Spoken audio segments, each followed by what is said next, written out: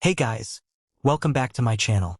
In this video, I'll show you how to download offline maps on Organic Maps, so you can use the map even when you don't have an internet connection. First, open the Organic Maps app.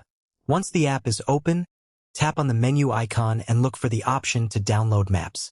Tap on it and you'll see a list of different countries and regions. Now, search for the country or region you want to use offline. Once you find it, tap on the download button next to it. The map will start downloading, so make sure you have a stable internet connection while the download is in progress. Depending on the size of the map, it may take a little time to finish. Once the download is complete, the map will be stored on your device. You can now search for places and use navigation in that downloaded area even when you're offline. And that's how you can download offline maps on Organic Maps.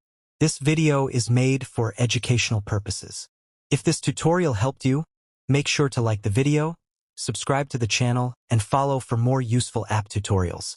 Thanks for watching, and I'll see you in the next one.